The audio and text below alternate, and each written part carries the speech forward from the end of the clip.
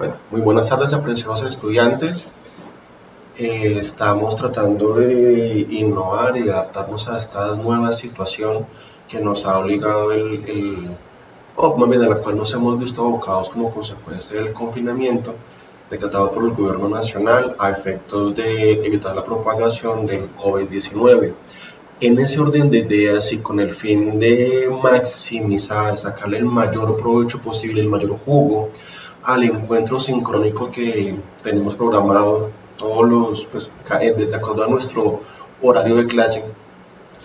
Entonces, pues he querido elaborar este video con el fin que lo puedan revisar y que tengan acceso a esta información también para que al momento del encuentro sincrónico pues podamos ser mucho más concretos, mucho más, sea más un diálogo entre nosotros y que tengamos la posibilidad de absorber dudas y hacer comentarios frente a la temática, pero no quiero que se quede por fuera o que quede en el tintero muchos temas que son importantes, que evidentemente hacen parte de nuestra carga académica y que da los problemas de conexión, la saturación de la red al momento mismo de la clase, pues muchas veces no vamos a tener esa misma posibilidad. Entonces, pues nada, bienvenidos a esta nueva metodología. O sea, obviamente el confinamiento y la pandemia nos ha obligado a ser mucho más, o sea, a ser recursivos, a implementar nuevas pedagogías, a ajustarnos nuevamente a muchas cosas, temas de horarios, temas de protocolos, temas de conectividad, la misma organización en el hogar, pues para que todos podamos tener acceso y poder continuar de la mejor manera nuestra vida. Entonces, comenzando ya con el tema de la clase, vamos a hacer referencia hoy a lo que es nuestro sistema general de seguridad social de salud. Recordemos que nuestro sistema de seguridad social integral pues busca la cobertura de los principales riesgos sociales a los cuales se encuentran expuestas las personas. Este sistema de seguridad social integral ha sido creado con la Ley 100 de 1993 y dentro de la estructura, dentro de la conformación del sistema de seguridad social integral, pues se ha distribuido, se ha diseñado en diferentes subsistemas. En primer lugar, subsistema el sistema general de pensiones, el sistema general de seguridad social en salud, el subsistema de riesgos laborales y finalmente el subsistema de servicios sociales complementarios. En ese orden de ideas nos corresponde comenzar a hablar el día de hoy acerca del Sistema General de Seguridad Social en Salud. Antes de comenzar a hablar específicamente del desarrollo, de cómo está conformado, de lo que es propiamente la salud, pues digamos que resulta importante. Voy a en primer lugar, pues a combinar los temas que no vamos a abarcar todos en esta sesión virtual, en esta sesión pregrabada, sino que pues como para que vayamos teniendo una idea del esquema general de lo que vamos a desarrollar. Vamos en primer lugar a hablar de cuáles son los antecedentes del sistema de salud en Colombia, el cambio que nos trae la Constitución Política del 91 y también la manera en la cual pues, los fuimos introducidos por la Ley 100 del 93. Los principios fundamentales establecidos también en esta Ley 100 del 93, vamos a ver un concepto que normalmente se pasa por alto, normalmente dada la limitación de tiempo que tenemos en el aula de clase, muchas veces no se estudia con total claridad, con total profundidad, pero es de suma importancia con el fin de poder conocer, de poder detallar, de poder entender más bien cómo es el financiamiento del sistema, el financiamiento y el funcionamiento de nuestro sistema de salud, que es precisamente conocer la diferencia entre lo que son los subsidios a la demanda y lo que son los subsidios a la oferta. Asimismo, vemos cuáles son los riesgos que se encuentran protegidos o amparados, o los riesgos en los cuales se enfoca el sistema de seguridad social en salud. Vamos a ver también que hay una serie de regímenes: el régimen contributivo, el régimen subsidiado de salud, y pues también digamos que existe, voy a poner en un color diferente, algo que tradicionalmente, tradicionalmente no, la ley 100 del 93 llamaba como el vinculado.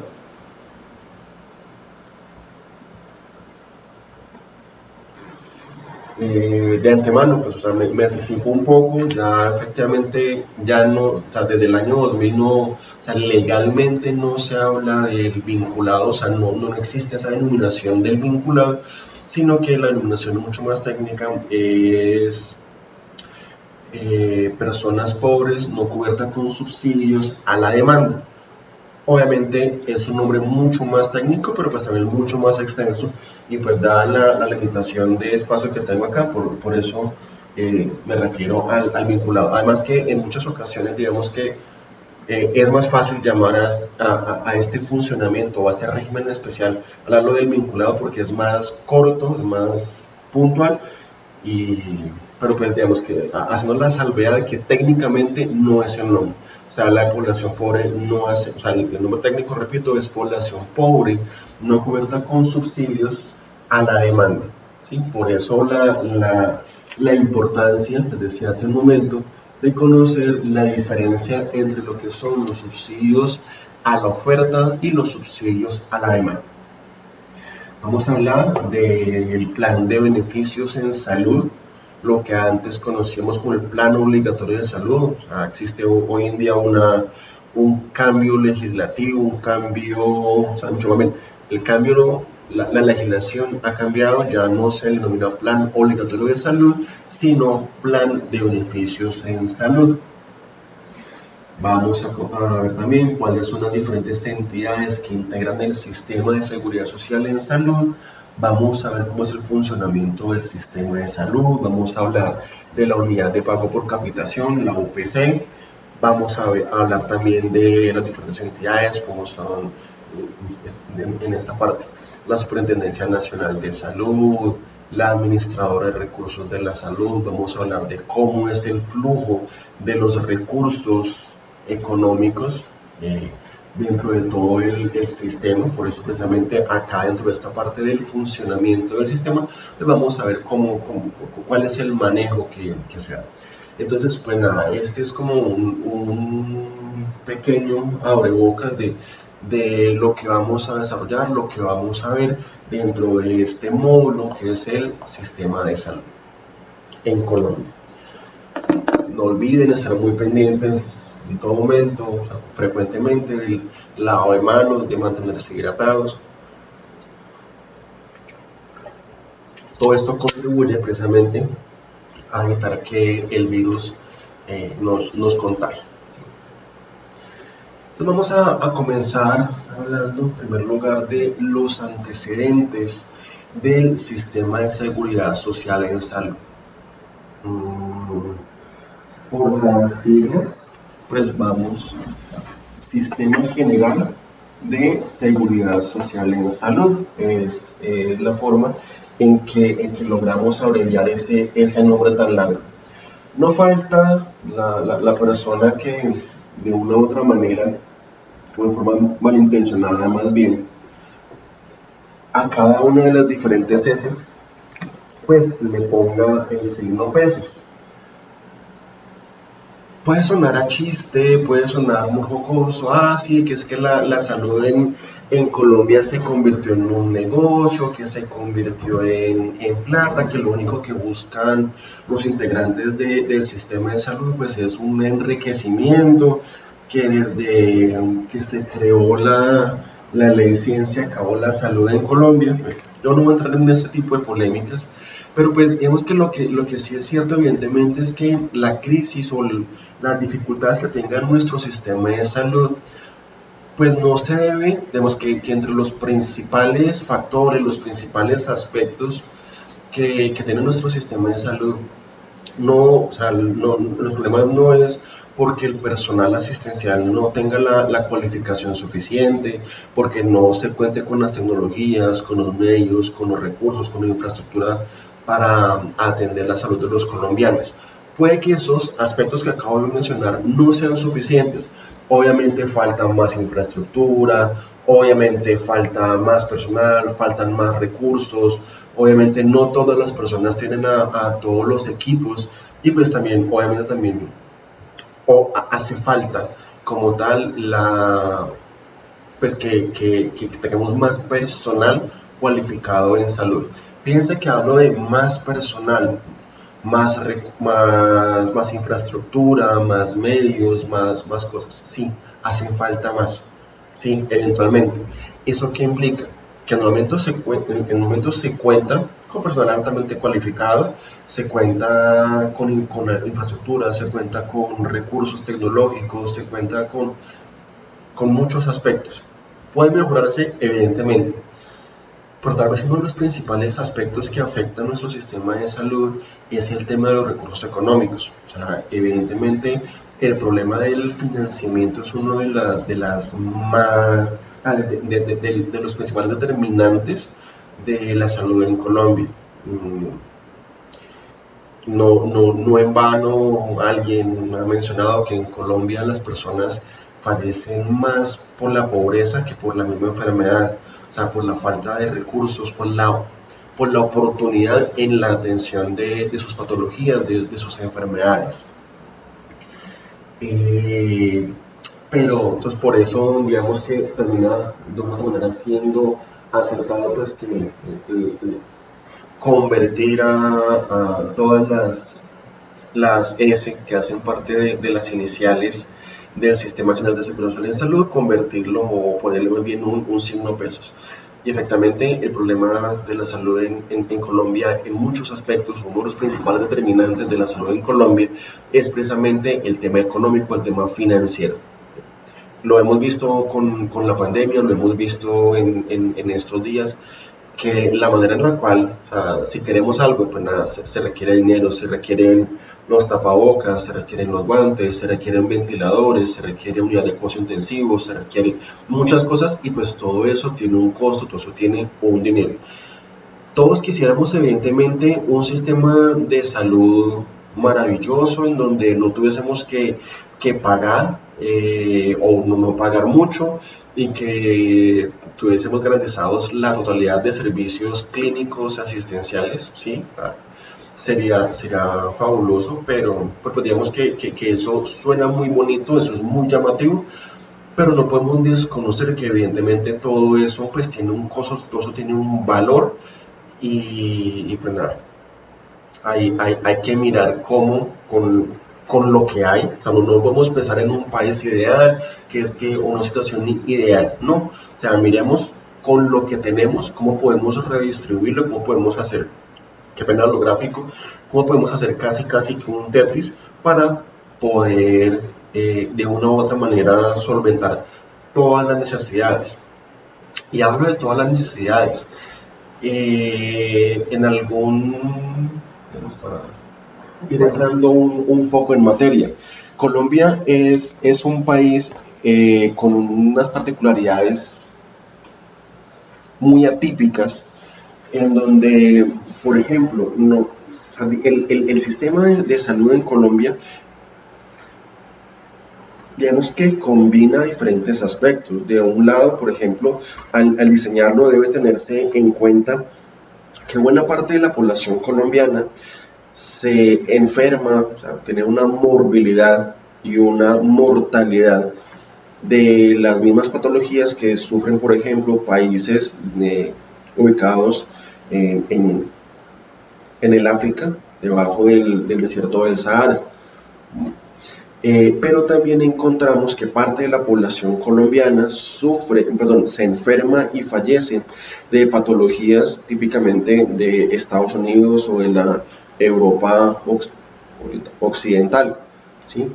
Aquí hago referencia con enfermedades típicas del África subsahariana, por ejemplo, enfermedades del sistema gastrointestinal, enfermedades básicamente que tienen mucha relación con la calidad del agua, que el agua no es potable y por esa misma razón sufren enfermedades gastrointestinales. Entonces tenemos muchas zonas del país que no cuentan con agua potable, que no cuentan con una adecuada recolección de aguas negras, de aguas servidas, de disposición de las basuras, ¿sí? Y otra parte, por ejemplo, estoy hablando de algunas regiones del Chocó, regiones apartadas como por ejemplo pueden ser La Guajira. Dentro de nuestro mismo departamento encontramos muchas zonas en donde evidentemente no se cuenta con un sistema de acueducto, alcantarillado y disposición general de basuras que permita o que impida la propagación de enfermedades. Buena parte de la población colombiana se encuentra en ese escenario. Asimismo también tenemos otra parte, o sea, esas situaciones se asemejan mucho a lo que es el África subsahariana.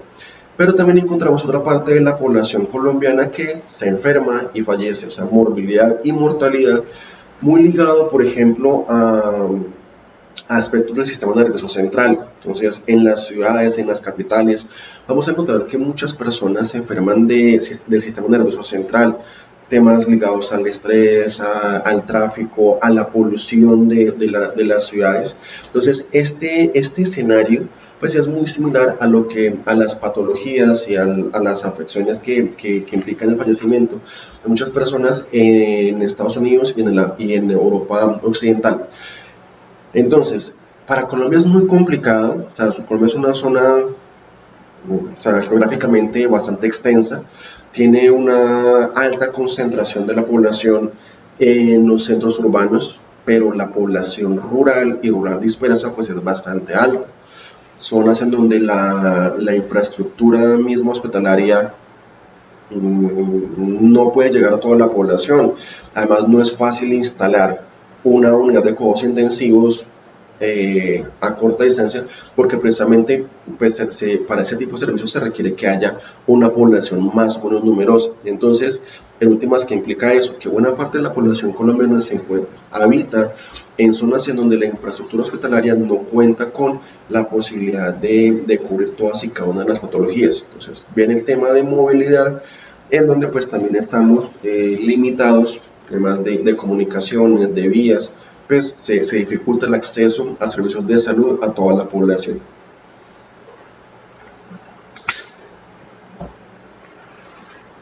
Entonces, ¿cómo era la situación que nos encontrábamos antes de la existencia del Sistema General de Seguridad Social en Salud? Pues digamos que era bastante complicado.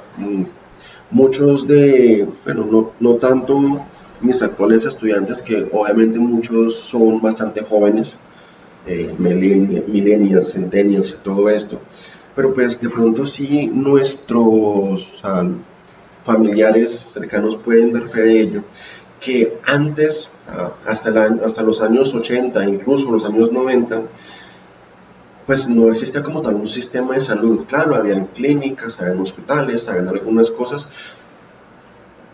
pero no hay un sistema de salud.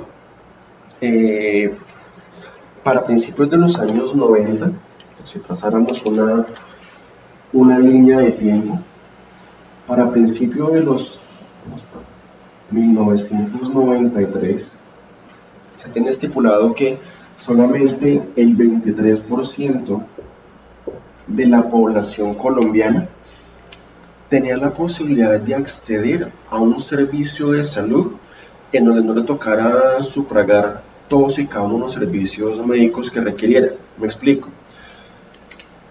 Para este año 93, solamente 23 de cada 100 colombianos, o sea, más o menos uno de cada 4 colombianos tendrá la posibilidad de acceder a servicios de salud sin tener que pagar todos los servicios médicos que requiriera. Entonces, el resto de la población colombiana, o sea, 77% de la población colombiana, 3 de cada 4, si quería ir al médico, tenía que pagar la consulta. Si ese médico le formulaba exámenes, tenía que pagar los exámenes. Si el médico le requería pruebas diagnósticas, tenía que pagar esas pruebas diagnósticas, resonancia, rayos X y demás. Si se requería algún tipo de intervención médico, de intervención quirúrgica, pues tenía que pagar eso. O sea, todos los servicios tenían que ser sufragados exclusivamente por el bolsillo de la persona, lo que se conoce como gasto hormiga, gasto de bolsillo.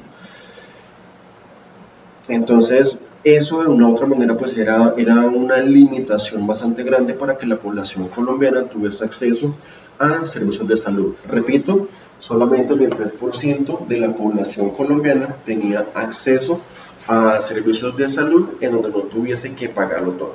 Claro, es población que era trabajador formal, entonces bien sea que estuviese por el Instituto Colombiano de Seguros Sociales, o a través de Caja Nada, las diferentes cajas de previsión social, todos esos encajan dentro de esta población, que básicamente es la población que tenía una relación laboral formal y su núcleo familiar. El resto de la población colombiana, ¿qué hacía? Pues acudir a saberes ancestrales, a conocimientos ancestrales, una forma bonita de decir el yerbatero, el aguatero, el sobandero en muchas ocasiones. ¿Sí? O sea, técnicas, no tenían una posibilidad de que el parto fuese atendido en una unidad quirúrgica con todas las de la ley, sino que pues, repito, saberes ancestrales como las parteras, pues eran quienes recibían a muchos de las personas que estaban antes de esta época.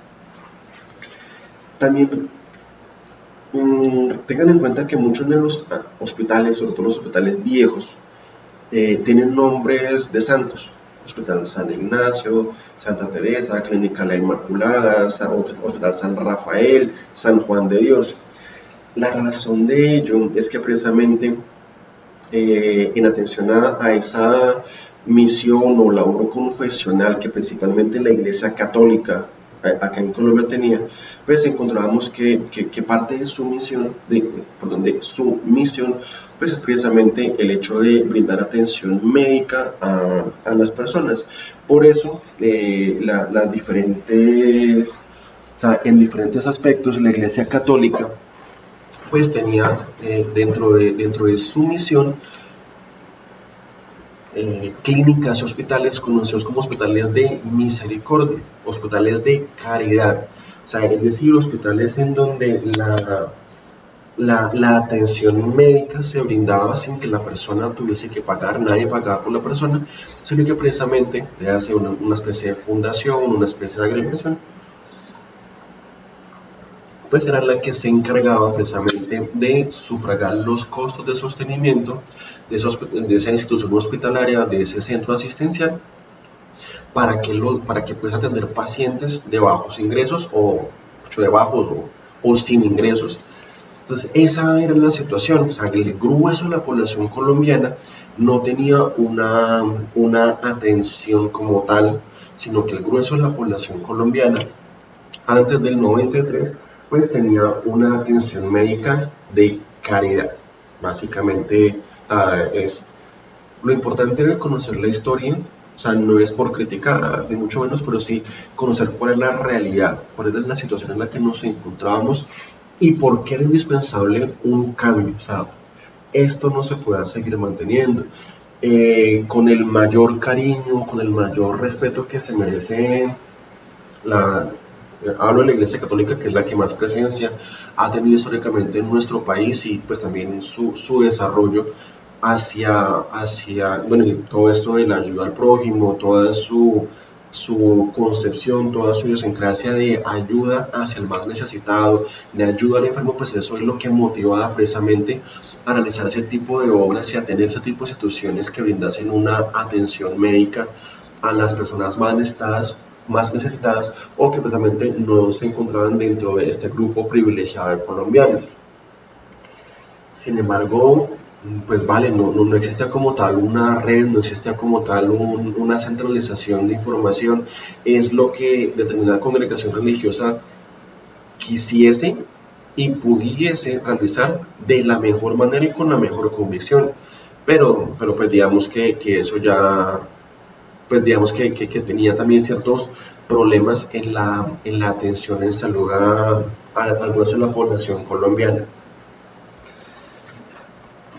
Borro acá un poquito para no referirme específicamente al año de creación de la ley 100, sino para el año de 1990, ¿sí?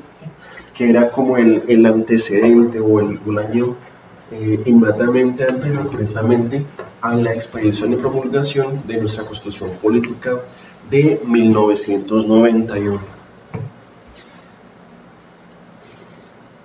¿Cómo era el funcionamiento? Bueno, aparte de esos hospitales o centros de caridad, de misericordia,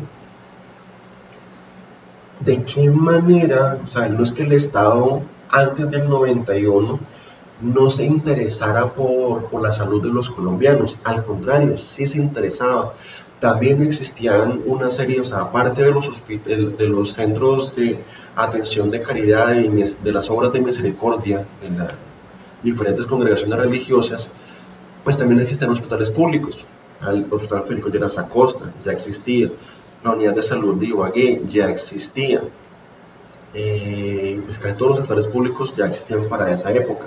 En cada municipio, pues si ustedes revisan todos los hospitales públicos municipales, pues son precisamente de un periodo de tiempo anterior a este. Pero pues era, vuelve y juega, una atención médica brindada sin mayores cualificaciones o sin que existiese como tal un control, una centralización de todas las actividades. ¿De qué manera el Estado contribuía en la salud de los colombianos? Les decía, precisamente con la construcción de hospitales públicos. La salud en general es muy costosa. El sostenimiento de una infraestructura hospitalaria es bastante elevado. Entonces, ¿de qué manera el Estado financiaba la salud antes de la promulgación de la Constitución del 91 y el cambio de la Ley 100 del 93? Y esto lo relaciono con un tema que les había anunciado que es de suma importancia. El Estado lo que hacía era financiar la oferta de servicios de salud. Entonces, del presupuesto nacional, departamental y municipal se giraban importantes recursos económicos y financieros para garantizar una oferta de servicios de salud. ¿Cómo es eso? Entonces, acá estamos hablando de que, o sea, como hablo de que el Estado financia la oferta de servicios de salud, estoy haciendo referencia a que el Estado generaba una serie de subsidios a la oferta de servicios de salud. Eso en cristiano, ¿qué significa? Cuando hablamos de oferta de servicios de salud, estamos hablando de camas.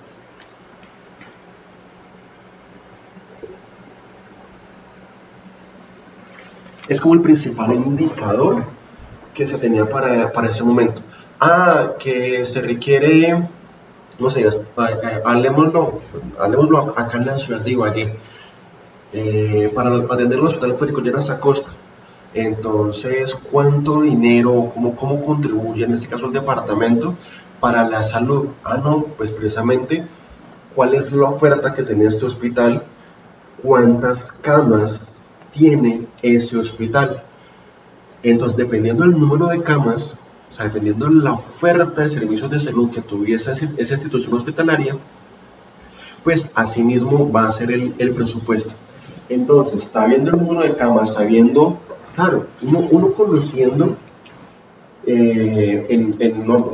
digamos, para tener un buen servicio de salud, por cada 12 camas debe haber un jefe de enfermería. Por cada 3 camas, un auxiliar de enfermería. por cada servicio, pues un médico. Entonces, de esa misma manera, o sea, sabiendo el número de camas, pues se puede saber cuál es el presupuesto que requiere esa IPS para su funcionamiento, para su sostenimiento. Entonces, por eso es que precisamente el subsidio era a la oferta. Entonces, determinada IPS indicaba, mira, es que yo tengo una oferta de 500 camas. Con eso puedo garantizar el servicio de salud a X número de personas.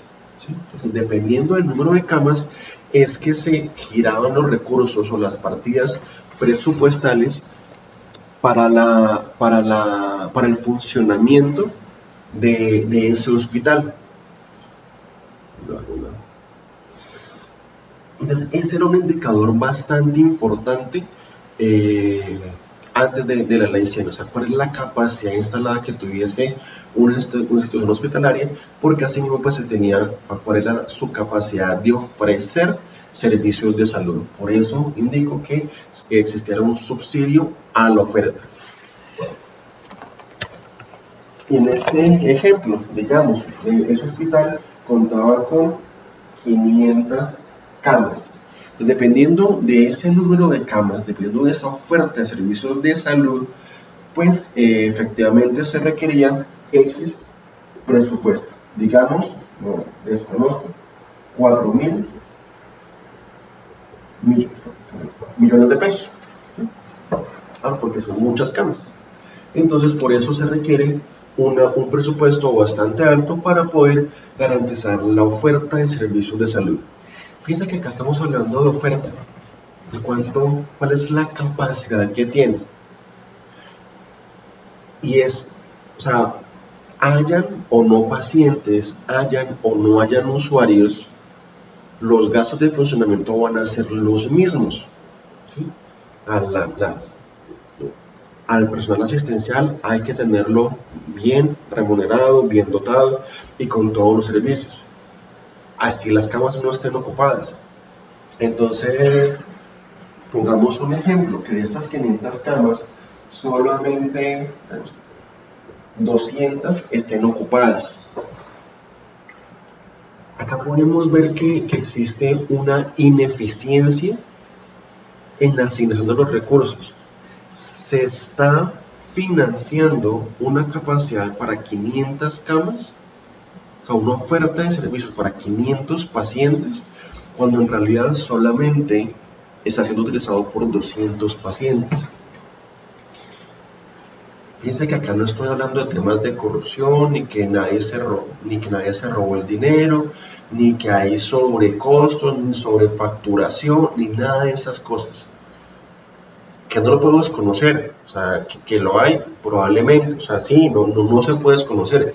Acá estamos hablando de que así nadie se robe un solo peso, de todos modos ya se está gastando un dinero que no se está utilizando por nadie. O sea, se tiene una infraestructura demasiado grande y nadie lo está utilizando.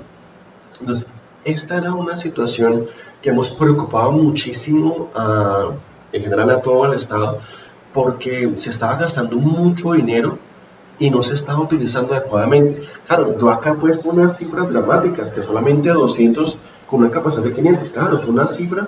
¿Y por qué puse una cifra? Pues porque se me ocurrió, o sea, no estoy haciendo referencia a un ejemplo específico, sino que solamente quería como dar la dimensión de lo que realmente ocurría en ese momento. Entonces, ese era el funcionamiento de la salud en Colombia, una baja cobertura poblacional, un exceso en los costos o en los gastos o lo que... Entonces, el Estado gastaba mucho dinero, ese mucho dinero no llegaba a toda la población y gran parte de la población en últimas también terminaba siendo atendido en hospitales que con la mejor voluntad, pero pues en hospitales de caridad. ¿Qué significa que algo sea de caridad? Además estábamos también ligándolo al tema de instituciones de salud con un carácter confesional o religioso.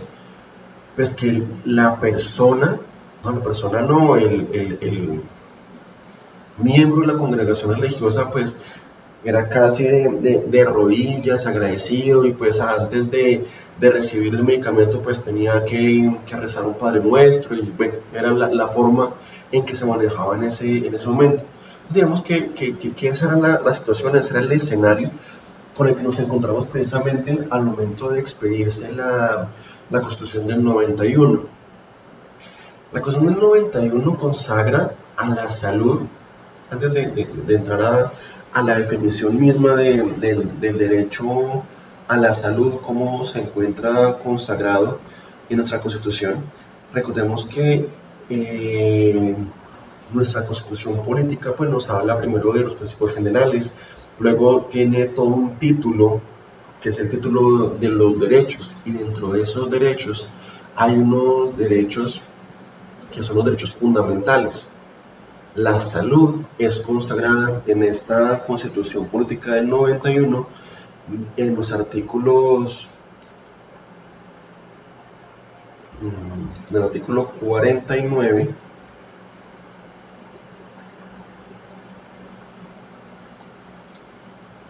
Entonces, los derechos fundamentales están del artículo 11 al artículo 41.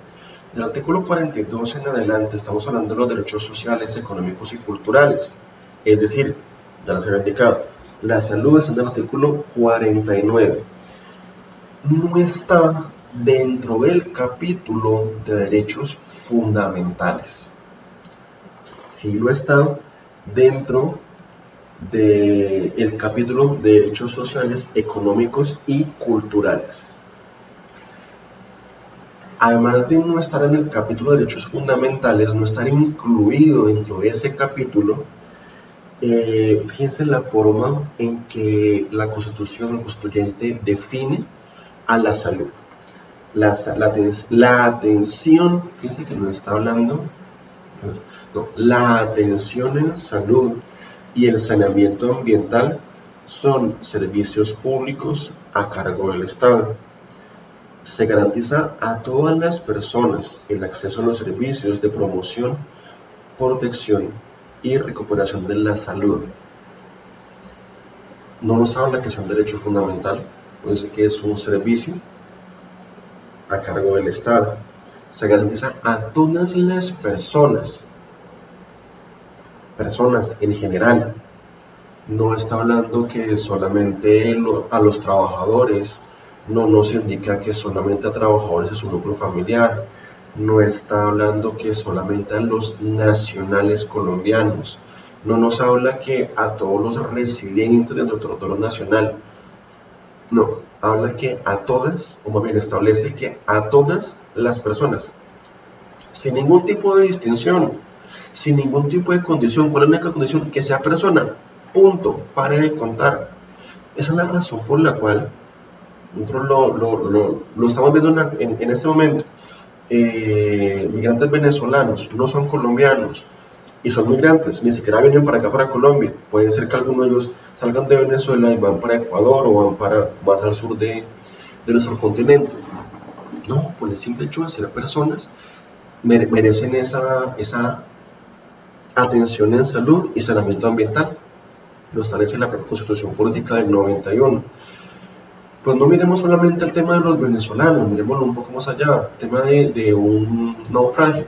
Pues si en alta mar se rescata un barco, no importa cuál sea la bandera de esa embarcación, pues claro, se le prestan los auxilios, se lo lleva a puerto, y ya en puerto pues se le lleva a una institución hospitalaria para que reciba la atención que la persona requiera, que necesite. Recordemos también el caso del avión de Chapecoense, avión venía precisamente de Brasil, aerolínea boliviana, tripulación boliviana, impacta en un cerro cerca de la ciudad de Medellín. No se preguntó, venga, ¿usted qué EPS tiene? ¿Usted qué seguro médico tiene? No, usted es persona, necesita atención médica, pues le damos atención médica. Después miramos cómo se cobra, quién se... Eso es harina a otro costal. Lo importante es garantizar precisamente la atención médica a la persona. Frente a esto, digamos que ya que hemos tocado el tema, de que precisamente la salud es consagrada como un servicio público a cargo del Estado, más adelante nos indican que la prestación de servicios de salud, o sea, que el Estado debe establecer las políticas para la prestación de servicios de salud por entidades privadas y ejercer su vigilancia y control. Asimismo, establecer las competencias entre la nación, entes territoriales y los particulares. Es decir, si bien cierto se encuentra a cargo del Estado, permite la participación de particulares en la gestión y la prestación de servicios de salud. O sea, es una participación activa por parte de los particulares. Pero vuelvo al tema. La Constitución define a la salud como un servicio. Es un servicio que se brinda por parte del Estado en colaboración armónica con los particulares. Pero es un servicio, lo define de esa manera. Y además de ello, lo consagra, lo establece dentro del capítulo, y acá trazo otra línea.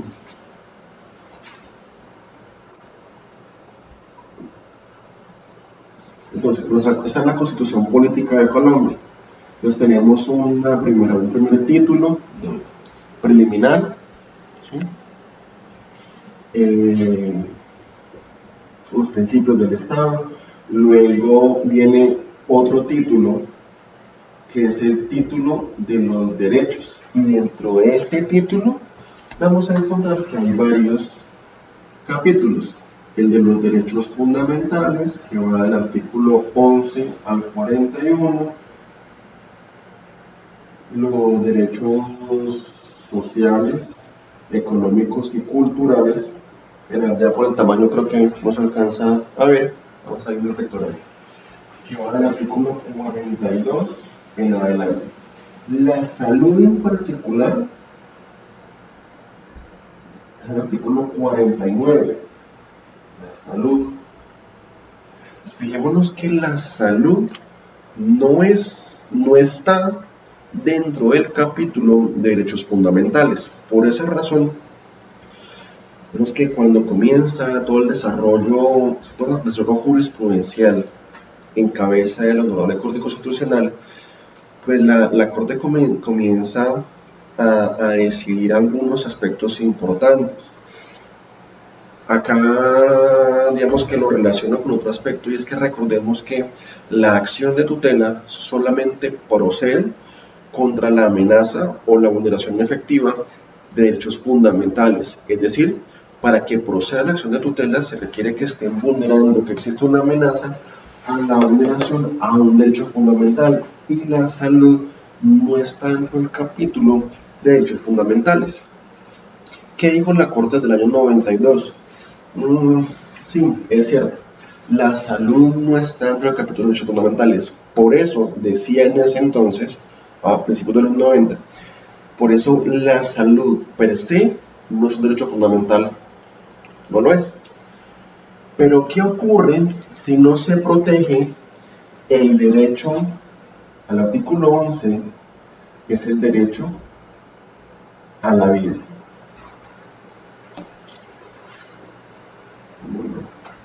El artículo 11 es el derecho a la vida. Pues que en muchas ocasiones, si no se protege el derecho a la salud, vamos a encontrar que existe una afectación o se pone en riesgo la vida de la persona. Por esa razón, la Corte crea la teoría de la conexidad.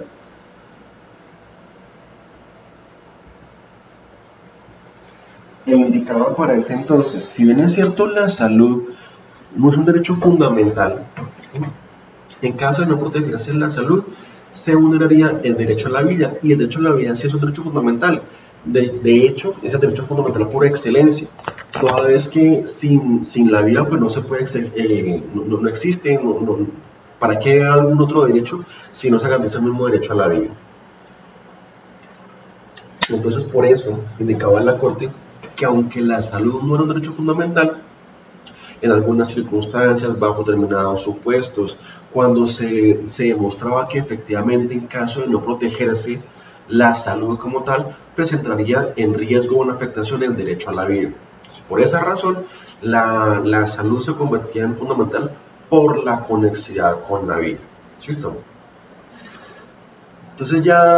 Entonces para ello, para la procedencia de una acción de tutela, para temas de salud, pues tocaba demostrar la afectación a la vida, o sea que existía como tal un riesgo inminente para la vida de la persona.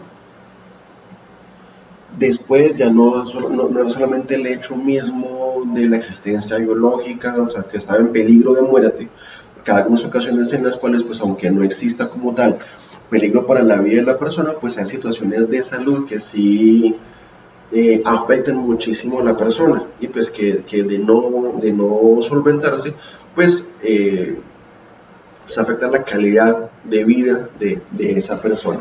Entonces ya no hablamos solamente de la mera existencia biológica, sino de calidad de vida digna, son diferentes aspectos. Entonces que si bien es cierto, bueno, puede que la persona sin alguna extremidad, por ejemplo, se estaba alegando o se solicitaba la intervención del juez de tutela para una persona para que le hicieran una cirugía para poder volver a caminar. Pues claro, si la persona sin caminar, pues claro, va a vivir, subsiste, sí, pero obviamente en unas condiciones difíciles por lo menos. Entonces ya por eso la Corte comenzó a ampliar no solamente, más bien a proteger o a extender la naturaleza misma del derecho a la salud y que se permitía el funcionamiento o el actuar del juez de tutela no solamente cuando estuviese en peligro la vida de la persona, la existencia misma de la persona, sino también para proteger aquellas ocasiones en las cuales, aunque no estuviese en peligro la vida, sí la vida digna o la vida en condiciones de calidad. La Corte poco a poco fue ampliando como tal ese ámbito protector o este espectro protector del juez de tutela, el juez constitucional, a través de la acción de tutela. O sea, poco a poco se fue ampliando. Para el año 2006 más o menos, vemos que ese es como todo el trasegar. La salud no era fundamental, era solamente un servicio, se convertía en fundamental por conexidad cuando estaba en riesgo la vida de la persona. Luego dio un paso, hay que reconocer que en eso la Corte pues ha sido muy progresiva y poco a poco pues va aumentando el grado de protección de los ciudadanos. Ya no se hablaba de la mera existencia, de la mera vida de la persona, sino que se amplió a que fuese vida en condiciones dignas, en condiciones de calidad. Ya para el año 2006, digamos que la Corte hace un análisis, la verdad, muy, muy importante. Indica, bueno, listo, no. Entonces, ¿con qué se encontraba uno? Que siempre en toda sentencia de tutela, un aspecto importante, un aspecto grueso, pues siempre es el tema de la competencia. Y comenzaba la corte, cuando llegaba a la corte, pero también el juez de primera o de segunda instancia. Cuando mira la competencia, comienza a analizar si es competente. Entonces, primero, si este es un asunto de relevancia constitucional. Y comenzaba a analizar si en este caso en particular, si en este caso en concreto, merecía que el juez constitucional se pronunciara. Y entonces, pues claro, eso es un desgaste para mirar si efectivamente existe o no existe una relación al derecho a la vida digna, a la vida de calidad. Pues nada, eso es un desgaste para el juez comenzar a analizar eso, hasta llegar a la conclusión de que sí, efectivamente en este caso amerita que el juez de tutela se pronuncie sobre un aspecto que, aunque no es un derecho fundamental, adquiere la connotación constitucional o fundamental por la conexidad con el derecho a la vida digna. Era un aspecto reiterado y recurrente. Para el año 2006 la Corte hace un análisis profundo, un análisis detallado y llega a la siguiente conclusión. No podemos seguir sosteniendo que la vida digna, que la vida en condiciones de calidad no sea fundamental. Sí lo es. La salud es un derecho fundamental. Y no por conexidad con el derecho a la vida, no, eso es fundamental, es que es esencial para la vida misma de la persona. O sea, la persona requiere y necesita condiciones de salud para poderse desenvolver adecuadamente en la sociedad.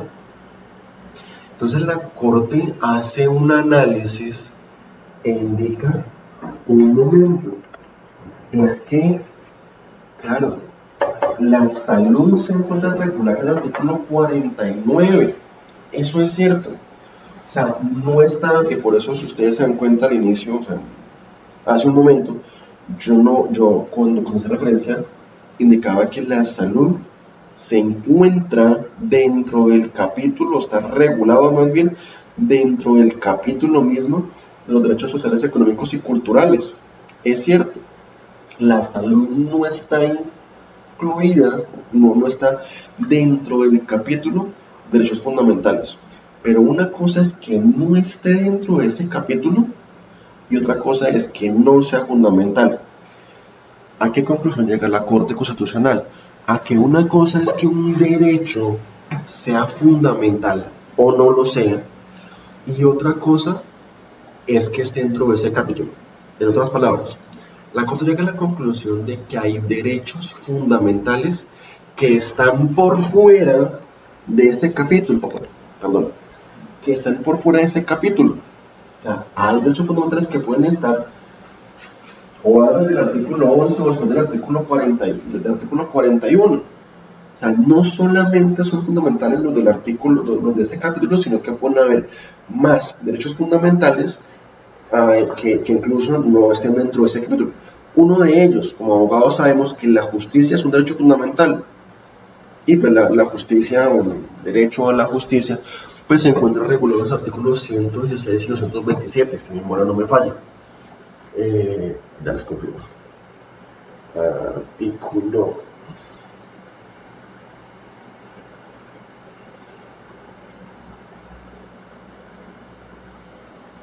Bueno, el 116 es el que nos comienza a hablar acerca de la Corte Suprema de Justicia.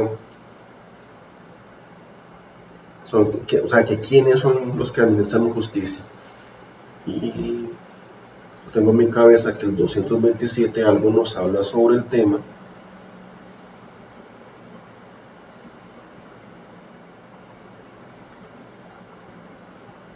Perdón, del artículo 228 en adelante comienza a hablarse de la rama judicial. Entonces, a partir de ahí, entonces sabemos que la justicia también es un derecho fundamental, aunque no esté dentro del capítulo de derechos fundamentales. Asimismo ocurre con la salud. Entonces, en el año 2006, la Corte Constitucional indicó que la salud es un derecho fundamental autónomo. Es decir, ya no depende del derecho a la salud, perdón, del derecho a la vida por su conexidad con el derecho a la vida, sino que efectivamente, per se, por sí solo, es un derecho fundamental. Año 2006. Con posterioridad, en el año 2015, se expide la ley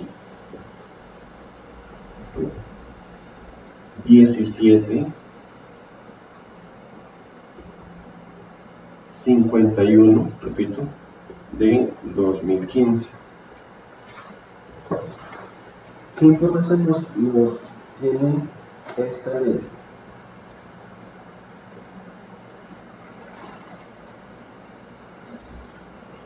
Es la ley estatutaria de la salud. Ley estatutaria. Obviamente esta no es una clase de derecho constitucional, pero pues es que estamos hablando de derecho. El derecho es uno solo, que por efectos prácticos, metodológicos, pues por eso se ha dividido el estudio en diferentes ramas, pero pues el derecho es uno solo, y por eso el título de ustedes va a ser como abogado, no abogado en un área específica o particular, sino abogado integral. Una ley estatutaria es aquella ley que regula o reglamenta derechos fundamentales. Por eso la ley 270 es la ley reglamentaria de la justicia, ¿sí? Por ejemplo, solo por citar alguna ley. Entonces, esta ley 1751 del año 2015 lo primero que hace es reconocer a la salud como un derecho fundamental. Repito, esta es del año 2015. Ya en el año 2006, o sea, 9 años antes, ya la Corte Constitucional había indicado que la salud es un derecho fundamental autónomo.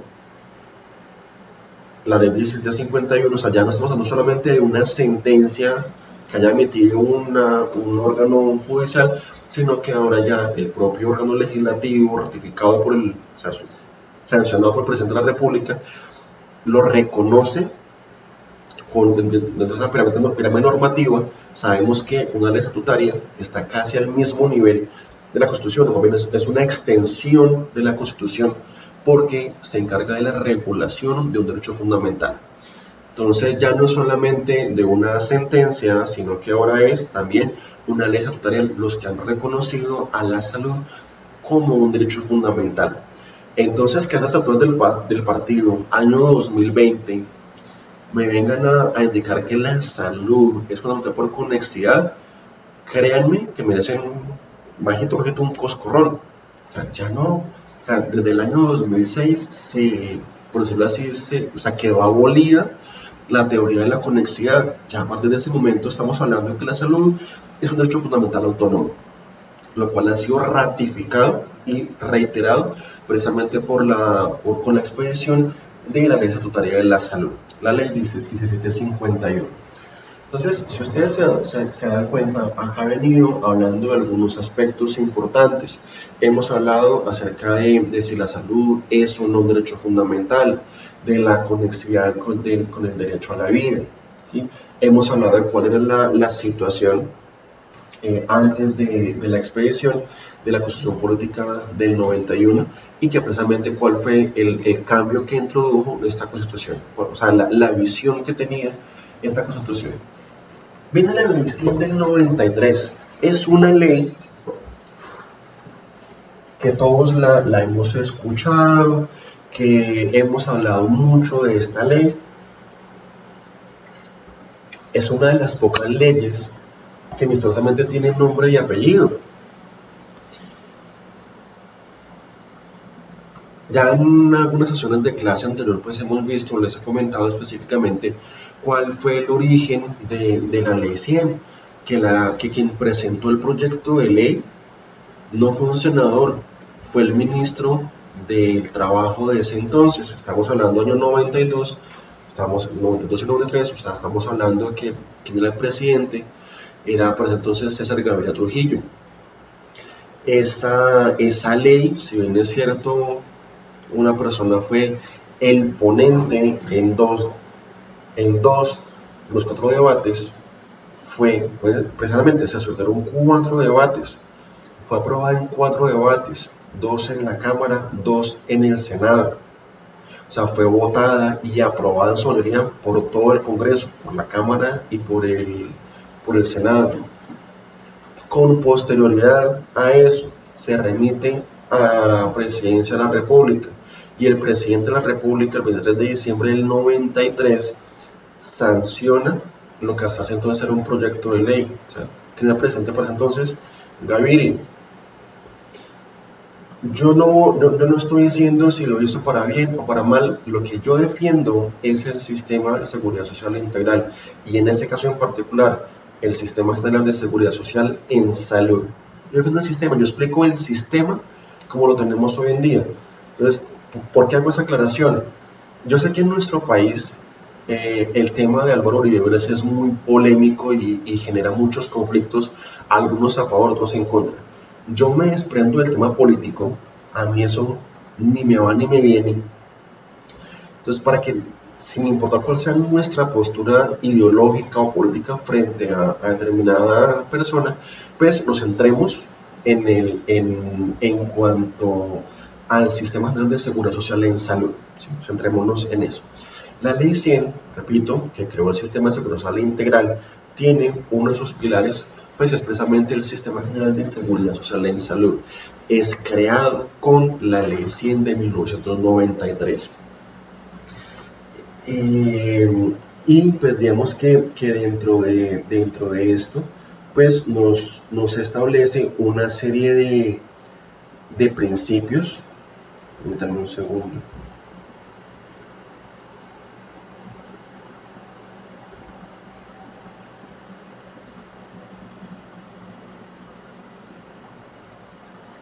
Y consagra esta ley 193 una serie de principios rectores. O sea, recordemos que cuando hablamos de principios son como las orientaciones teleológicos, o sea, hacia dónde apuntamos o qué es lo que se busca. Entonces, en un primer lugar hablamos de la equidad, o sea, que todos tengamos un sistema de salud, o sea, el mismo sistema de salud, que no hayan unos privilegiados, o sea, solamente unos pocos del 3% de la población colombiana, sino que es un sistema mucho más equitativo, o sea, que abarque a toda la población, que todos tengamos el mismo nivel de salud, o sea, esa es la idea. Nos habla de una obligatoriedad en la afiliación, o sea, todas las personas estamos afiliados al sistema de salud, es lo que se busca, o sea, se busca que todos obligatoriamente estemos afiliados, no es si quiero, no, yo no quiero, no, así usted no quiera, el sistema lo va a afiliar. Ya miraremos, pues, cómo, según sus condiciones, pertenecerá al régimen contributivo, al régimen subsidiado o a la parte de la población pobre no cuenta con subsidios a la demanda. ¿Sí? Pero de todos modos, obligatoriamente está afiliado.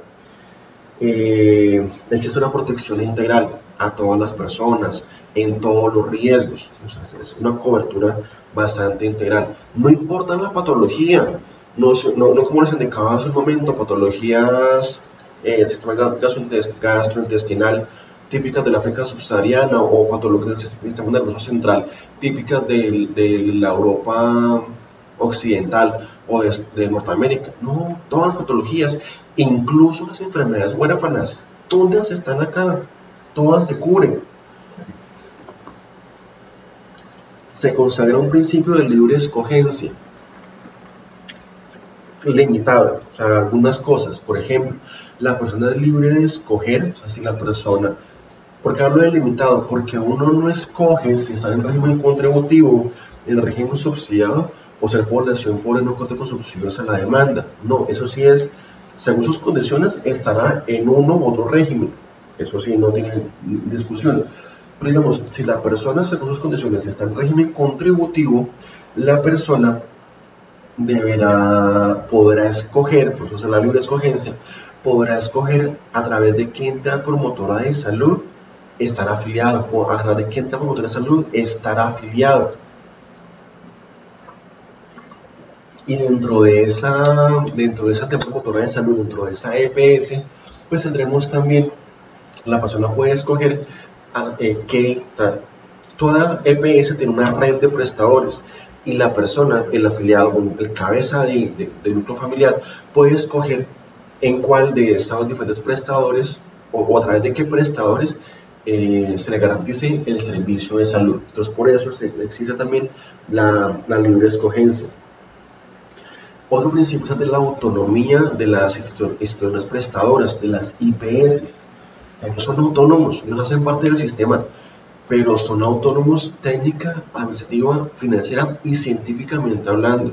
Obviamente hay protocolos, hay normas reguladoras, sí, pero ellos son absolutamente autónomos, no dependen el uno del otro. Se busca, por ejemplo, que las IPS no dependan de las EPS, no, sino que sean autónomos, para que exista una libertad a la hora de formular, a la hora de establecer un procedimiento, ¿sí? O sea, no pensando en términos económicos, no en términos de lo que el paciente, lo que la persona necesite. También otro principio es la descentralización administrativa. O sea, no todo puede ser concentrado en Bogotá, no todo puede ser ministerio, no todo puede ser superintendencia, no. Existe una descentralización. Por eso cuando veamos acá el tema de los integrantes del sistema, vamos a ver que hay muchas entidades que hacen parte del sistema de salud y todos ellos pues deben estar, o sea, cómo funciona cada uno. La verdad es que trabajan de manera articulada como los engranajes de un motor. A veces eso no funciona tan bien, pero pues esa es la idea y pues por ello se requiere una descentralización. Otro principio muy importante es el principio de la participación social a través de veedurías, a través de la posibilidad de establecer quejas ante entes de control. O sea, la participación ciudadana es absolutamente importante. Ligas de usuarios, asociaciones de pacientes, todo esto es muy importante. Otro principio es el de la concertación, ¿sí? O sea, que no es algo impuesto, sino que todo debe ser concertado. El día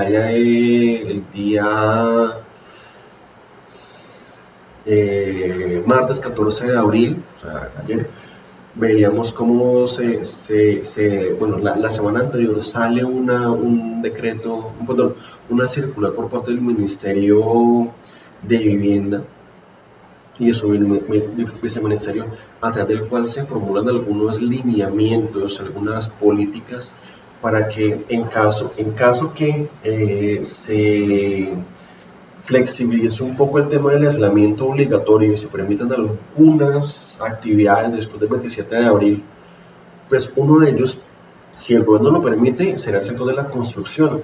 Entonces, el sector de la construcción ya estableció algunas políticas, algunos lineamientos de cómo poder desarrollar, o sea, sin afectar la salud ni de los trabajadores, ni de los constructores, ni del público en general. ¿Sí? Lo primero es la salud, pero cómo, garantizando el tema de salud, se puede ir dinamizando y cómo se puede ir reactivando la economía. Y sabemos obviamente que un aspecto muy importante es el gremio de la construcción. Si hay construcción, la economía fluye bastante bien. Entonces, y es una resolución, una regulación, perdón, que ha sido concertada y fue concertada entre el Ministerio del Interior, Industria y Comercio, Salud y Ministerio del Trabajo, o sea, todos confluyendo y también los gremios. O sea, Camacol fue absolutamente importante en el desarrollo de esta reglamentación. O sea, todo de manera concertada, priorizando la salud, cómo cómo tratar de normalizar la economía poco a poco. Entonces, pues es un aspecto muy importante. Y dentro de los principios que nos trae la ley 100, un principio muy importante es el de la calidad en los servicios. No porque sea el último es el menos importante, ojo con eso. Entonces, la calidad en el servicio de salud, todo, o sea, es natural a toda esta reglamentación. Tenemos que buscar la calidad. Y un aspecto muy importante de la calidad en el servicio de salud es la oportunidad.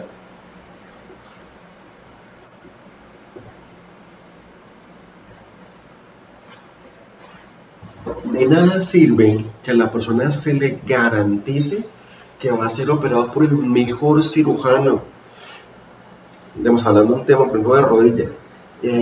Por el mejor cirujano de rodilla, en las mejores instalaciones, con todos los equipos, el mejor material de osteosíntesis. Si se demoró tanto los trámites administrativos que por el momento de la cirugía la persona su enfermedad había progresado y tuvieron que amputarle toda la pierna. Entonces ya estamos ya de nada sirve un reemplazo articular si la persona le fue amputada toda la pierna o tenía una gangrena y pues ya se le extendió o la persona ya falleció. Entonces el tema de la oportunidad es muy importante y la oportunidad es uno de los principales aspectos de la calidad. Y la calidad, repito, es uno de los principios mismos del Sistema General de Seguridad Social en Salud.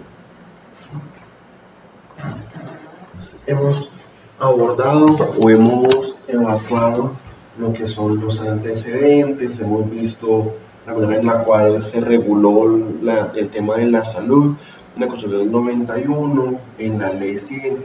Ya hemos venido abordando el cambio que nos trae la Ley Estatutaria de la Salud. Ya luego seguiremos haciendo referencia a ella. Hemos hablado de los principios que trae en su momento la Ley 100, que esta ley estatutaria pues ha ampliado algunos principios. Vale. Les he indicado también, o hemos hablado de lo que son los subsidios a la oferta, pero en este momento lo retomo, que era precisamente lo que se tenía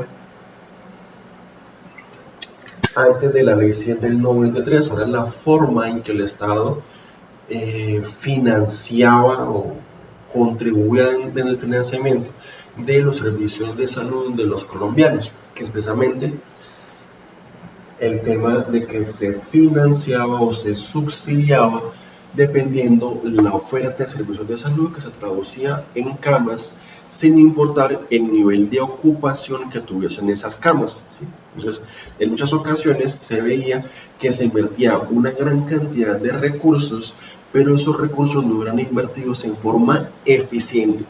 Recordarán ustedes que la eficiencia es también uno de los principios de la seguridad social.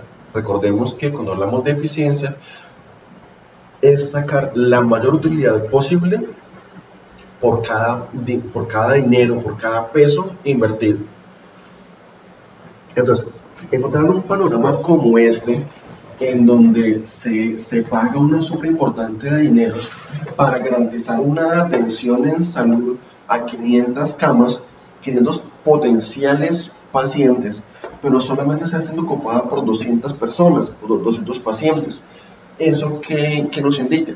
Que se está invirtiendo mucho dinero de forma ineficiente, o sea, estamos gastando en cosas que no se necesitan.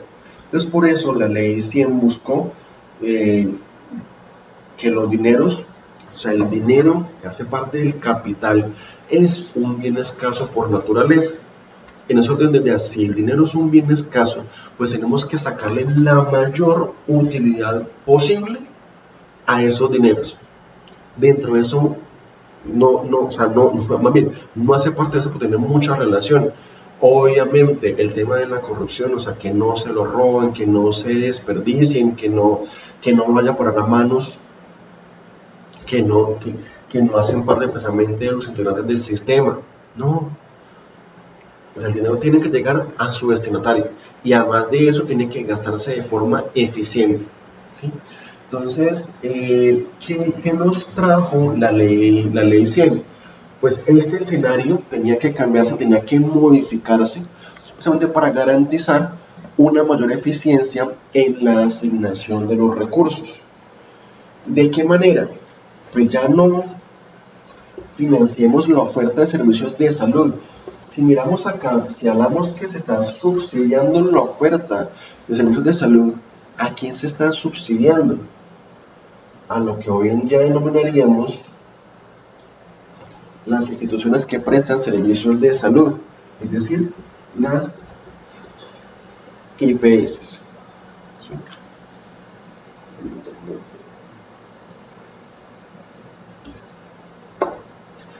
Acá se estaba financiando o se estaba subsidiando a las instituciones prestadoras de servicios de salud, independientemente, o sea, según la capacidad instalada, según la oferta de servicios de salud que tuviese esa IPS, independientemente de la eficiencia con que se estuviesen ejecutando esos recursos. No estoy hablando de que se los estén robando, no, porque efectivamente esta IPS tiene que cumplir con un estándar de calidad y mantener una infraestructura para poder tener esa oferta de 500 camas según este ejemplo. Pero ya veíamos que efectivamente todo esto se estaba gastando un dinero que no estaba siendo ejecutado, que no estaba prestando el servicio de salud como tal a los afiliados. Entonces, por esa razón, la ley 100 invierte la forma de financiar la salud. Ya no se subsidia la oferta, sino que ahora lo que se entra a subsidiar es la demanda de servicios de salud. ¿A través de qué manera? Pues ya no estamos financiando, dejemos de cubrir a las entidades o las instituciones prestadoras de servicios de salud, es decir, dejamos de seguir girando recursos importantes a las clínicas o hospitales sin importar la manera en que se estén ejecutando esos recursos, y ahora más bien se subsidia o se financia a la demanda, es decir, al usuario, ¿sí? A la persona. No porque se le esté dando un dinero o un recurso a la persona, no, el sistema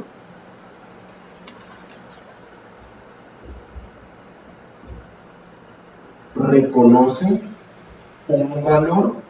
Entonces, un usuario 1, usuario 2, usuario 3 o usuario 4. El sistema reconoce un valor económico, un valor monetario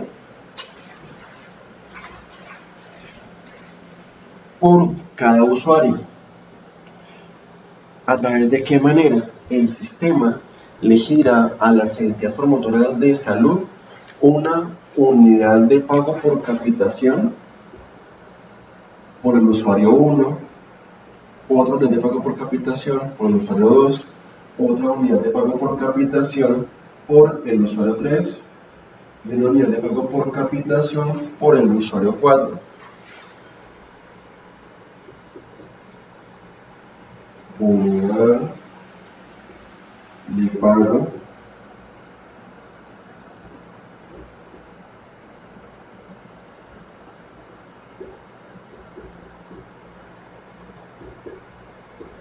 por capitación.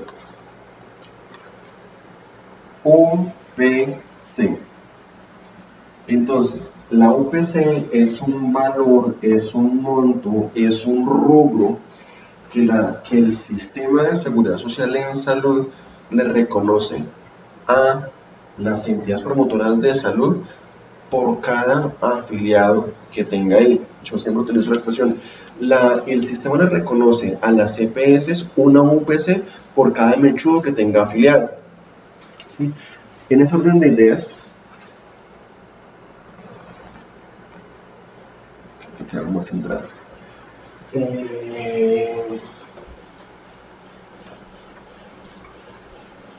Vamos a encontrar lo siguiente. El sistema de seguridad social en salud, ¿sí? Vamos a hablar acá del sistema.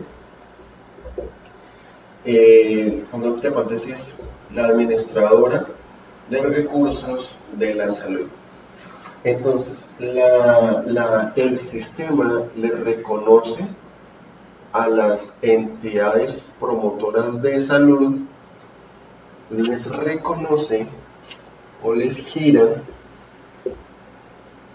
una unidad de pago por capitación.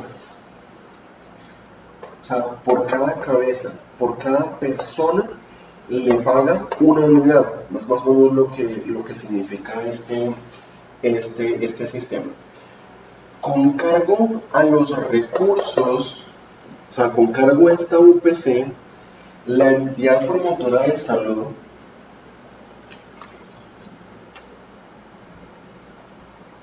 a través de una red de prestadores de servicios de salud, o sea, a través de una red de instituciones prestadoras de servicios de salud, a través de las IPS con las cuales ha establecido convenio o contrato, la EPS le garantiza a sus afiliados los servicios, los insumos que se encuentran contenidos en el plan de beneficios.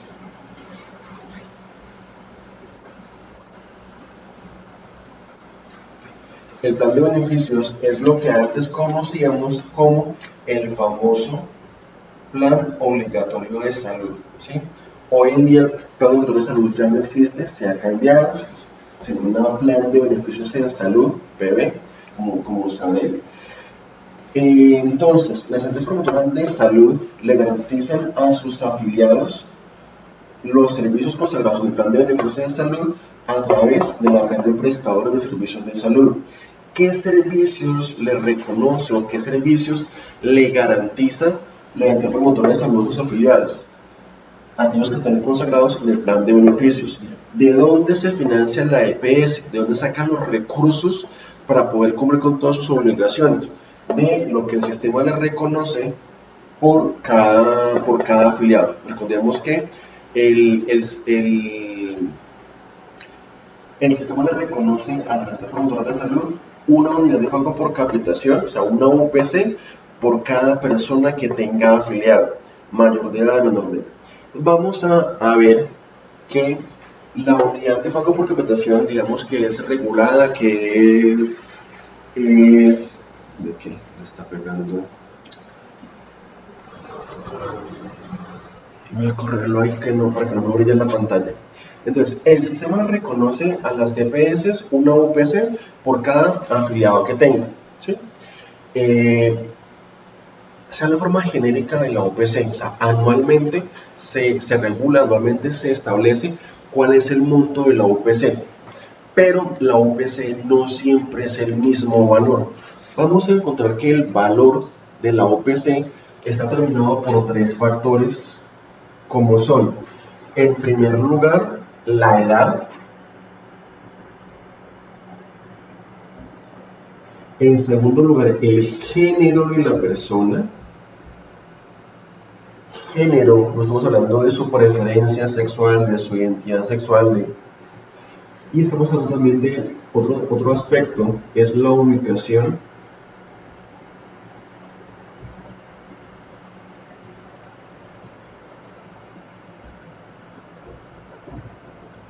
La ubicación geográfica. Entonces, cuando hablamos de la edad, vamos a encontrar que dependiendo la edad de la persona, se reconocerá un valor diferente, o el sistema le reconoce un valor diferente a la EPS por la persona. Para ello, el sistema de salud divide a las personas por grupos de edades, por grupo etario. Entonces, no, la razón cuál es. Las personas a lo largo de su vida requieren servicios de salud diferentes. No es lo mismo el servicio, las necesidades en salud que tiene un recién nacido, ¿sí? Una persona menor de un año. Sabemos que un menor de un año requerirá servicios asistenciales al menos tres veces al mes durante el primer año, ¿sí? Un niño de 4 o 5 años requiere muchos servicios de salud, evidentemente, requiere muchos, pero en todo caso menos que los que requería un menor de un año, entre 5 y 10, entre 10 y 14. Entonces, claro, ya también una persona de más de 60, 70, 80, 90 años requerirá más servicios de salud. Lo que es la tercera edad, pues requiere ya servicios de salud más diferentes. Entonces, precisamente el sistema, es el sistema quien se adapta a la persona, quien se adapta al ciudadano.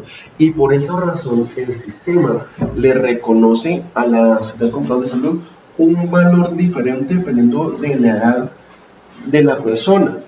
Claro, la persona, según su edad, la persona, según su edad, pues tienen necesidades de salud diferentes y especiales. Entonces, por esa misma razón, el sistema le reconoce a las EPS un valor diferente por un niño que por un adolescente, que por un anciano o por una persona, por un adulto. ¿La razón cuál es? Pues que precisamente la EPS cuenta con los recursos suficientes para poder atender a esa persona según sus necesidades especiales. Volvemos al tema de la eficiencia. Se gasta mucho más en un niño que en un adulto, una persona de 30 años. Pues claro, entonces ¿cómo le vamos a reconocer por dos personas con necesidades de salud tan diferentes, le vamos a reconocer el mismo valor a la EPS? No, el sistema se adapta a las necesidades de la persona. Entonces, según sus necesidades, según su edad, sus necesidades de salud van a ser diferentes. Por esa razón, según su edad, se le reconocerá un valor especial a la EPS. Hablamos de género. Por una razón especial. Repito, me desligo de cualquier preferencia sexual. Acá no tiene nada que ver eso. Estamos hablando de que, si bien es cierto, hay distinción por edad, hay cierto grupo etario, o sea, hay cierto grupo poblacional, más o menos entre los 13 y 45 años, que el género masculino se diferencia del género femenino. Hay una razón importante, es el hecho de la maternidad, de la fertilidad. Entonces, en cierto grupo etario, o sea, en ese grupo de edad, les decía, entre los 13 y 45 años, el género femenino pues tiene un riesgo que es importante para la sociedad, en general la sociedad colombiana, es el riesgo de la maternidad, que es un riesgo importante. Una maternidad bien llevada es costosa. Una maternidad bien llevada requiere controles, requiere exámenes, requiere una capacidad, requiere una atención hospitalaria importante. Y así debe ser, pues para que se le pueda garantizar a todas las personas o sea, para que podamos garantizar a la sociedad colombiana que la maternidad va a ser bien llevada. Por eso, a las personas que están en ese rango de edad, se diferencian si son hombres, o sea, si es género masculino o si es género femenino. Entonces, por las mujeres, el sistema reconoce un valor adicional. No importa si está o no está embarazada, no importa si, no, es que yo decidí no tener hijos, no importa. O sea, esto funciona por ley de grandes números. Entonces, por el simple hecho de estar en ese rango de edad y tener este género, el sistema le reconoce a las EPS un valor diferente, un valor determinado, para que pueda garantizar todos los servicios de maternidad. Terminada esa, pues digamos que vuelve y se unifica. Pero también hablábamos acá de que el monto de la unidad de pago por reputación depende de la ubicación geográfica. Claro, no es lo mismo atender a un paciente en una ciudad que cuenta con todos los servicios de salud. Una ciudad que tiene acceso a unidades de cuidados intensivos, a todas las especialidades, a quirófanos, que atender a un paciente, por ejemplo, en San Andrés. En el evento en que una persona esté en San Andrés, bien sea un raizal, un nativo de San Andrés o un turista que estaba en San Andrés y requiere una atención en salud, en el evento en que la persona requiere un servicio de salud que no puede ser brindado, que no puede ser prestado por el hospital de San Andrés, obviamente que va a tocar sacar a ese paciente, va a tocar remitirlo, y pues lastimosamente no hay una ambulancia normal, no lo va a poder hacer. Todos los pacientes tendrán que ser remitidos vía aérea. Una persona, bueno, no sé, hay diferentes, entonces para todos esos territorios alejados, pues se reconoce, o sea, por eso es importante diferenciar una unidad de pago por captación para una persona que esté ubicada en un territorio normal a una persona que esté en zona lejana. O también el sistema reconoce para las áreas metropolitanas, por ejemplo, Bogotá y su zona de influencia, Soacha, Facatativá, o sea, esas zonas cercanas, pues son municipios conurbados. Medellín y su área cercana, Bucaramanga y bueno, Piedecuesta y otros municipios que están también ahí pegados, pues para efectos del sistema de salud se habla de que son municipios conurbados y tienen un valor diferencial, se les reconoce una UPC diferencial porque el costo de vida es mayor. Entonces también Barranquilla y Puerto Colombia y Soledad pues tienen esa prerrogativa. Cali y otros municipios que en este momento se me olvidan, pues tienen esa UPC por ser municipios conurbados. O sea, las grandes urbes del país tienen no solamente esa urbe, sino los municipios que están cercanos a ellos, se habla de la urbe, y los municipios conurbados. Entonces se les reconoce una UPC diferencial por temas de costo de vida y todo eso. Está la UPC normal y está la UPC para zonas alejadas. Entonces fijémonos que la UPC es casi que el corazón financiero, o sea, es la fuente de financiamiento de las entidades promotoras de salud. Las EPS, de ahí es que salgan, o sea, esa es la fuente de recursos de las EPS, de eso es que viven económicamente las EPS. Y con cargo a los recursos de la EPS es que ellas le garantizan el plan de beneficios en salud a todos sus afiliados a través de la red de prestadores, a través de las IPES más cuales han establecido convenio como tal. Se darán cuenta que aunque tenía un índice, un listado de temas, pues no los he abordado en forma secuencial, sino que pues he ido mencionando varios de ellos. Entonces, hemos hablado también del plan de beneficios en salud, ya habíamos hablado del no subsidiado, hemos hablado también del régimen con... no, perdón, de esto no, eso no lo hemos tocado todavía.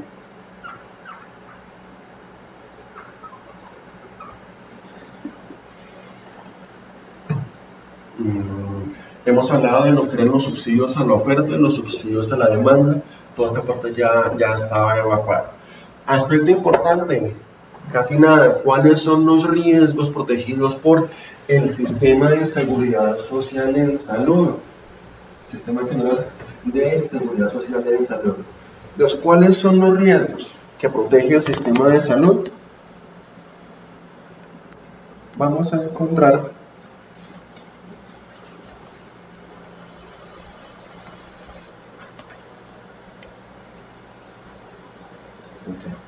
pues cuando hablamos de los riesgos, básicamente nuestro sistema de salud nos cubre, protege y ampara de las contingencias que nos puedan generar los riesgos derivados de la enfermedad general,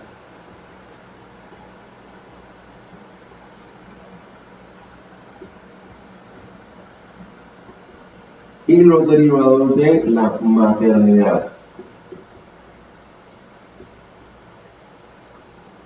Y pues como uno también pone algo ahí en eso, pues también la paternidad.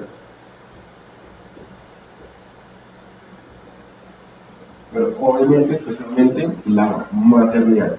Entonces, nuestro sistema general de seguridad social en salud, sistema general de seguridad social en salud, nos cubre, protege, ampara de las contingencias que ya han sido producidas o generadas por los riesgos de la enfermedad en general o de la maternidad. ¿Sí? ¿Cómo? Pues a través de una serie de prestaciones.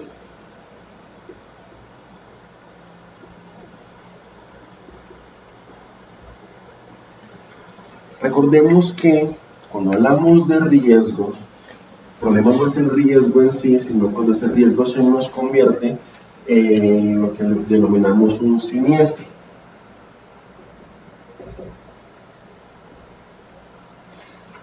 Ahora, ese siniestro produce una serie de consecuencias, no se ve, un siniestro, una serie de consecuencias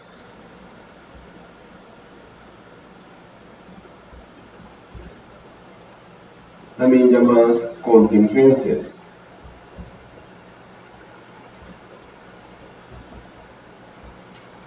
¿Sí?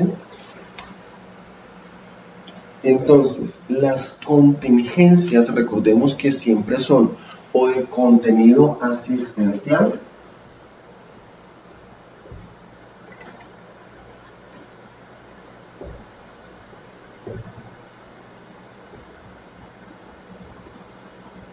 o de contenido económico. Entonces, si las contingencias son de contenido asistencial o económico, las prestaciones que reconoce el sistema de salud a sus afiliados pues deben ser ajustadas a las contingencias. Por esa razón, las prestaciones que reconoce el sistema de salud son también de contenido asistencial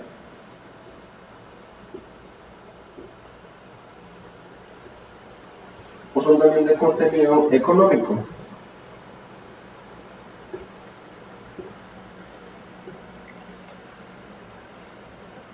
Cuando hablamos de contenido asistencial, ¿a qué hacemos referencia? Todo lo clínico, todo lo médico, ¿sí? Todas las prestaciones médicas, médico-quirúrgicas, asistenciales, entonces, que están contenidas en lo que les decía hace un momento, que era el plan de beneficios en salud. Y cuando hablamos de prestaciones de contenido económico, estamos haciendo referencia a lo que son las incapacidades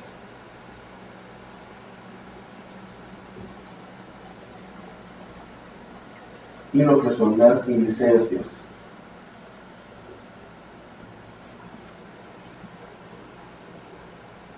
Licencias de maternidad o de paternidad, ¿vale? Y las incapacidades, pues eso ya es, lo veremos un poco más adelante, que las incapacidades dependen del término de duración de la incapacidad. Dependiendo del término, se paga un porcentaje del ingreso base de cotización de la persona. Ya, también por acá hemos hablado de la UPC, verdaderamente hemos explicado cómo funciona el sistema y hemos hecho referencia a algunos de los que integran el sistema.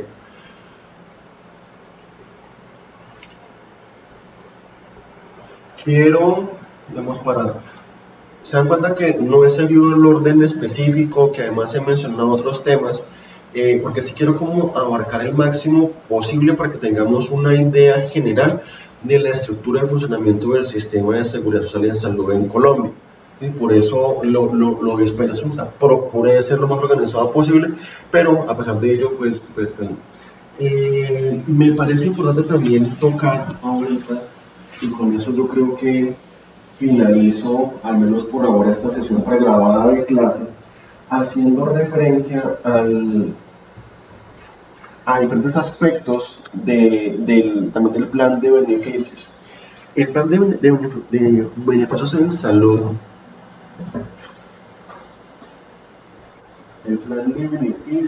salud, pues cubre a las personas en general, a todas. Recordemos lo que decía la Constitución contra el artículo 49, a las personas, no hace ninguna distinción. Cubre las personas, a todas, de sus necesidades en salud.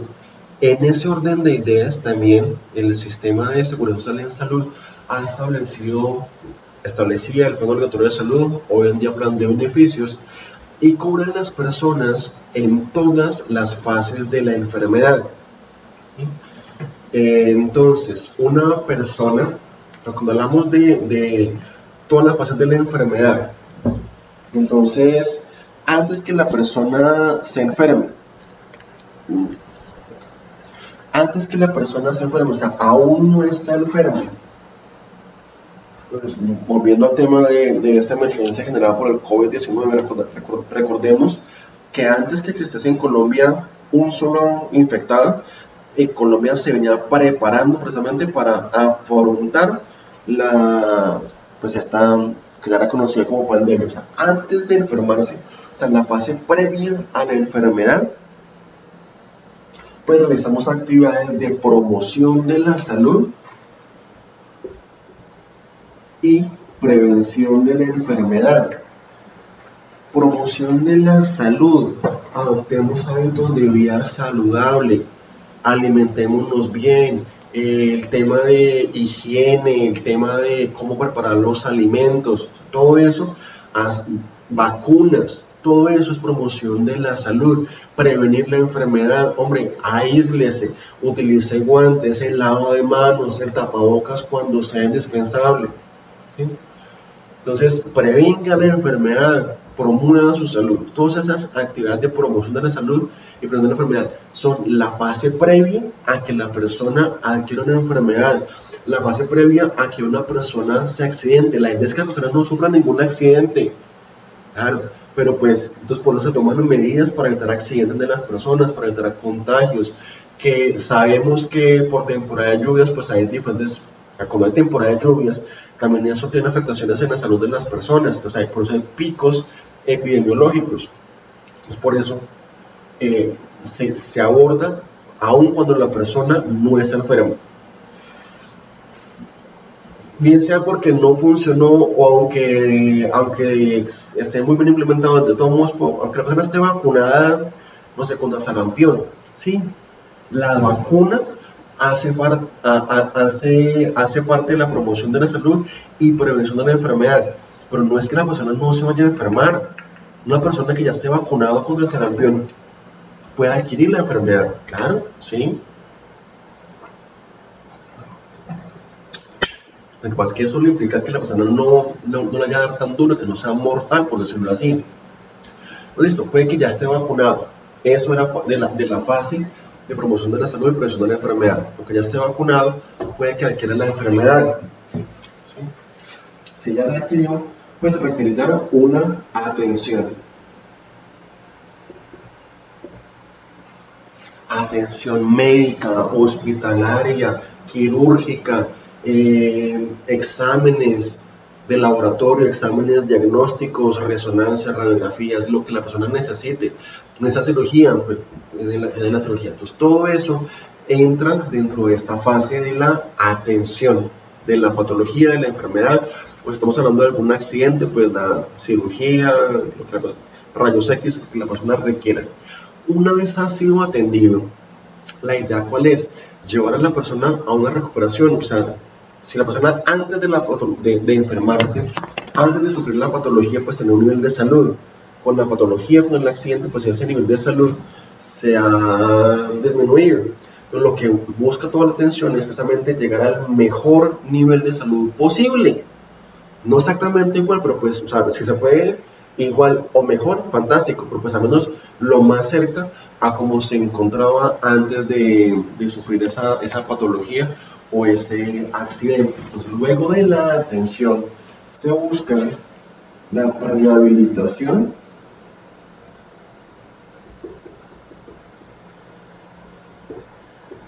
de la persona.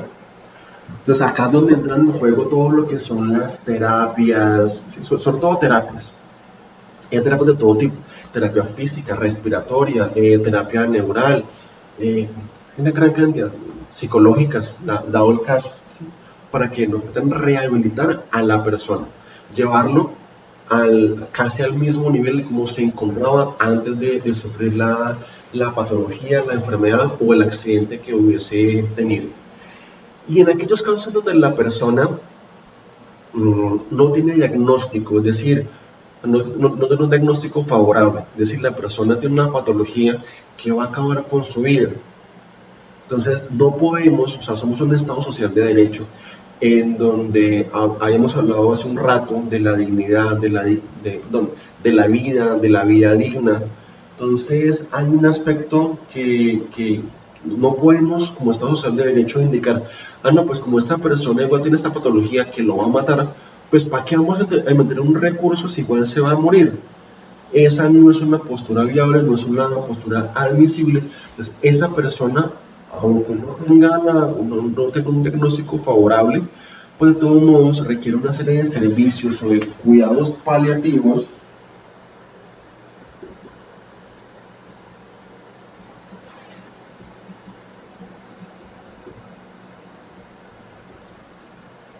que aunque no lo van a recuperar, que aunque no lo van a mejorar, que aunque de todos modos la persona sigue con esa patología lo va a matar, no sé, un cáncer, una leucemia, un VIH positivo, ¿sí? La persona sí va a fallecer, una enfermedad huérfana, la que ustedes quieran, la persona va a fallecer, claro, pero entonces lo que buscan los cuidados paliativos no es la erradicación de la enfermedad, sino brindarle la posibilidad a la persona de tener una vida digna, de al menos fallecer en condiciones dignas. Entonces, nuestro sistema de salud, hablando acá de las prestaciones que se otorgan a través de este plan de beneficios, primero cubre a todas las personas, no me detengo más en eso, a todas las personas, todas las patologías están cubiertas, a cualquier enfermedad está cubierta y en todas las fases de la enfermedad. Entonces es un sistema bastante completo. Esto, hablándolo desde el punto de vista de las prestaciones asistenciales. Entonces, nuestro sistema de salud, yo en particular lo defiendo muchísimo, me parece que es un sistema, que nuestro sistema de salud es bastante generoso en cuanto a la cantidad de servicios que le otorga a la persona, al afiliado. Toda persona tiene derecho a eso. No hemos visto aún, yo creo que ya, para no hacerlo tan extenso, pues no lo veremos en esta sesión, dependiendo de la capacidad económica de la persona, pues está en el régimen contributivo, si tiene la posibilidad de contribuir directamente al sistema. O sea, el sistema contributivo, el régimen contributivo es aquel régimen donde la persona accede, o sea, en virtud de una contribución que hace al sistema. Si la persona no tiene una relación laboral o no está pensionado y tampoco tiene la capacidad económica de contribuir al sistema, entonces el Estado le subsidia esa contribución. Por eso esta persona hará parte del régimen subsidiado. Entonces, por eso les decía, la persona, cuando les hablaba del principio de la libre escogencia, la persona no escoge si estará acá o estará acá. No, eso depende de la capacidad económica de la persona, si está pensionado, si tiene una relación laboral, o aunque no tenga ninguna de estas dos, si tiene la capacidad de generar ingresos que permitan contribuir al sistema, o de forma obligatoria, está en el régimen contributivo. Si no tienen las condiciones para estar en régimen contributivo, pues acceder al sistema a través del régimen subsidiado, o sea, el Estado le subsidia esa cotización. Claro, para ello pues tienen que demostrar algunos requisitos, como precisamente no estar pensionado, no tener una relación laboral estable o formal, que no genere ingresos, y si no genera ingresos, pues se supone que está en una situación económica precaria. Por eso es que se basa o se apoya más bien en lo que es el sistema de identificación de posibles beneficiarios de subsidios del Estado, lo que conocemos como el CISBEN.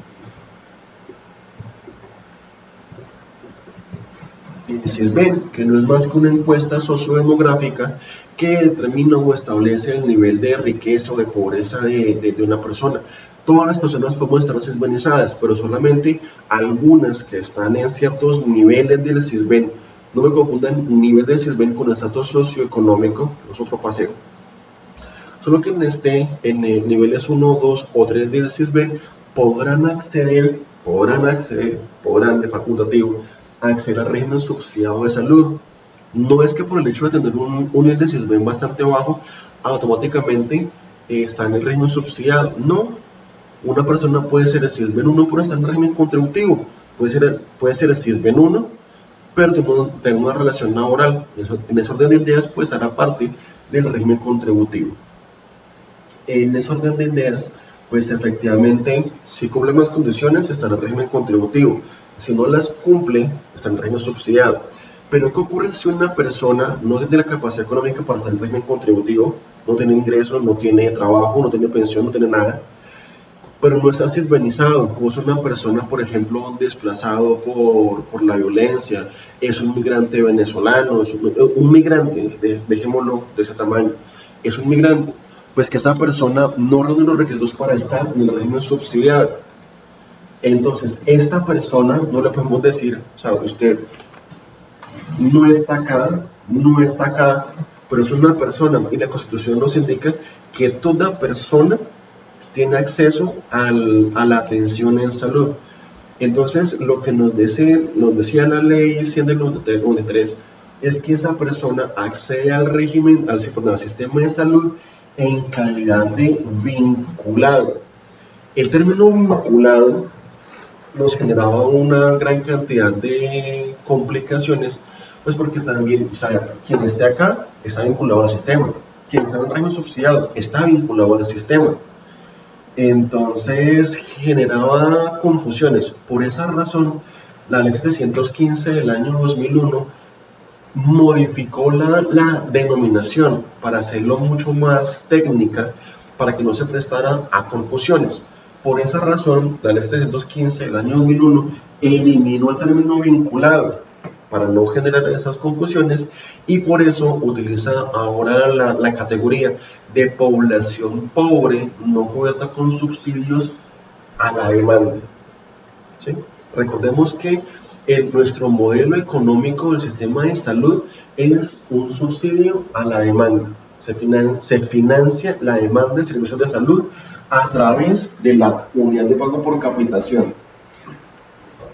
Entonces, quien piensa en el régimen contributivo, un régimen subsidiado, da exactamente igual, a un valor menor en el régimen subsidiado, pero ya eso lo miramos más adelante.